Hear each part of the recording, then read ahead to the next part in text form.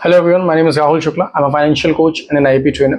So basically आज के इस वीडियो में हम डिस्कस करने वाले हैं टॉप 5 क्राइटेरियाज जो कि किसी भी एक म्यूचुअल फंड को चुनने से पहले आपको ध्यान में रखने हैं। राइट, वीडियो को स्टार्ट करने से पहले एक डिस्क्लेमर कि जो वीडियो मैं बना रहा हूँ that is only for educational purpose. किसी भी तरह की कोई एडवाइस या ऐसा कुछ नहीं है। राइट, उसके लिए आप किसी फाइनेंशियल एडवाइजर से कंसल्ट कर सकते हैं। चलिए, सबसे पहली बेसिक बात किसी भी म्यूचुअल फंड को चुनने से पहले होती है कि आप अपने इन्वेस्टमेंट के ऑब्जेक्टिव को आइडेंटिफाई कर लें कि इन्वेस्टमेंट करना क्यों है। Right, objectives can be different person to person, but वो पहले आइडेंटिफाई होना जरूरी है। जैसे कि आप कोई नई कार लेना चाहते हैं, कोई नया घर बनाना चाहते हैं, अपनी रिटायरमेंट की प्लानिंग करें etcetera. The answer can be different but it should be specific. आपको पता हो कि आप इन्वेस्टमेंट क्यों कर रहे हैं। जब आपको ये पता लग जाता है कि इन्वेस्टमेंट क्यों कर रहे हैं तो 2 क्वेश्चंस के आंसर और मिल जाते हैं। पहला, कितना टेन्योर मिल चाहिए आपको, कितना टाइम चाहिए आपको इस इन्वेस्टमेंट के लिए। जैसे ही ये पता लगता है तो फिर जो अगला स्टेप है वो बहुत ईजी हो जाता है और उसको हम कहते हैं फंड कैटेगरी चुनना। फंड कैटेगरी चुनने के लिए आपके पास 2 सवालों के आंसर चाहिए। पहला, सबसे बेसिक क्वेश्चन कि कितने लंबे समय का इन्वेस्टमेंट है, टेन्योर क्या है। दूसरा, रिस्क आपका कैसा होगा, क्योंकि टेन्योर के हिसाब से जो रिस्क एपेटाइट है वो थोड़े से चेंज हो सकते हैं। फॉर एग्जांपल, मैं रिटायरमेंट की तैयारी कर रहा हूं, अभी मैं 28 साल का हूं।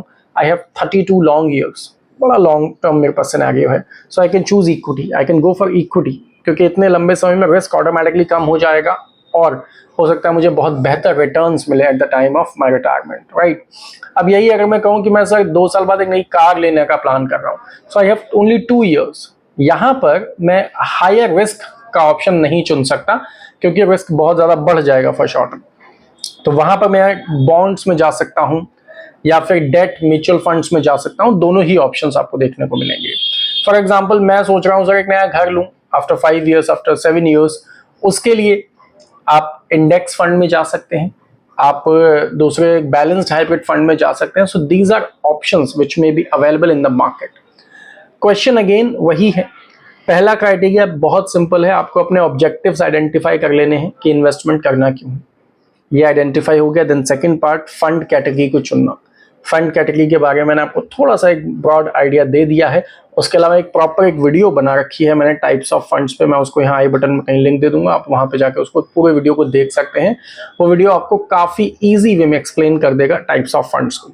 राइट, देन बात आती है, जब हम ये 2 चीजें आइडेंटिफाई कर लें देन क्वेश्चन आता है म्यूचुअल फंड स्कीम पे।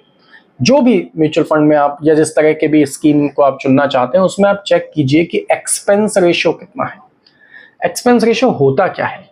एक्सपेंस रेशियो का मतलब कि जो भी म्यूचुअल फंड है वो कुछ मैनेजमेंट की फीस ले रहा होगा, एडमिनिस्ट्रेशन फीस ले रहा होगा आपसे। वो जितनी कम होगी आपके रिटर्न्स पे उतना कम इम्पैक्ट पड़ेगा। राइट, ये अमूमन कितनी होती है? आमतौर पे 1.5% के आसपास, 1 से 1.5%, हार्डली 2%, इससे ज़्यादा नहीं होती। तो उसको आप अपने अकॉर्डिंग चेक करें, देखें कि उसके अलावा कुछ बहुत और कोई ज़्यादा फीस तो उस पर नहीं लेवी हो रही है, देन आप उसको चुनें। सो एक्सपेंस रेशियो के बारे में पता होना हम सबको ज़रूरी है। किसी भी म्यूचुअल फंड को चुनने से पहले उसके पास्ट परफॉर्मेंस को ज़रूर देखना चाहिए। हालांकि पास्ट परफॉर्मेंस इस बात का कोई प्रूफ नहीं है कि फ्यूचर में भी ऐसा ही होगा, बट हाँ, एक ब्रॉड आइडिया मिलता है कि सर पिछले सालों में ऐसा चला है तो ट्रेंड शायद ऐसे ही चलेगा। सो आप उसका पास्ट परफॉर्मेंस, जो उसके हिस्टोरिकल रिकॉर्ड्स हैं कि पिछले सालों में कितना रिटर्न दिया, कितना रिस्क था, कौन से फंड मैनेजर मैनेज कर रहे थे, ये कुछ चीज़ें आप देख सकते हैं। पर ये पता कैसे लगेगा? तो आप सिंपल किसी भी म्यूचुअल फंड की फैक्ट शीट डाउनलोड कर सकते हैं उस रेस्पेक्टेड म्यूचुअल फंड की वेबसाइट से। डाउनलोड कीजिए, उसमें आपको इन बेसिक क्वेश्चंस के आंसर मिल जाएंगे कि किस तरह का फंड है और कौन से इसको फंड मैनेजर मैनेज कर रहे थे, पिछले सालों में कितना रिटर्न दिया।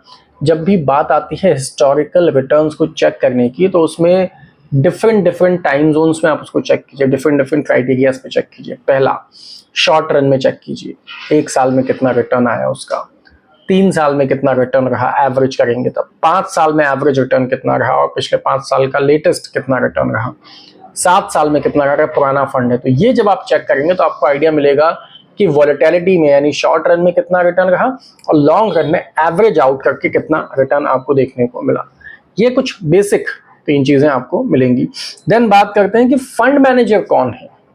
उनकी इन्वेस्टमेंट की फिलॉसफी क्या है, ये बहुत इंपॉर्टेंट रोल प्ले करता है। देखिए fund manager is a whole and sole part, वही आपके फंड्स को मैनेज करने वाला है, वही सारे फंड्स को कौन सा इक्विटी में कितना जाना है, कौन सी इक्विटी में जाना है, ये सब वही आइडेंटिफाई करता है। तो उसकी फिलॉसफी बहुत इंपॉर्टेंट है। सो आप फंड मैनेजर्स के बारे में भी ट्रैक कर सकते हैं, कितना पुराना फंड मैनेजर है, किस तरह के रिटर्न्स इससे पहले के फंड्स पे दिए हैं, अब भी हम वैसा ही एक्सपेक्ट कर सकते हैं कुछ। ये कुछ बेसिक आइडियाज हैं जो कि कोई भी म्यूचुअल फंड को चुनने से पहले आपके पास ये कुछ बेसिक क्वेश्चंस के आंसर होने चाहिए, राइट। क्या ये टोटल मैंने आपको एक्सक्लूसिव वीडियो दे दिया है? The answer is no. हमेशा किसी भी एक्सक्लूसिव चीज़ को करने के लिए या इन्वेस्टमेंट्स में स्पेसिफिकली जाने के लिए आप किसी फाइनेंशियल एडवाइजर से कंसल्ट करें, दैट इज़ इम्पॉर्टेंट। वो आपकी नीड्स को समझते हुए उसके बाद आपको कोई भी फाइनेंशियल प्रोडक्ट सजेस्ट करता है, राइट। ये जो video that is a generic video specifically for educational purpose, nothing else, right. So I hope you enjoyed this video. So आज के लिए बस इतना ही। Thank you.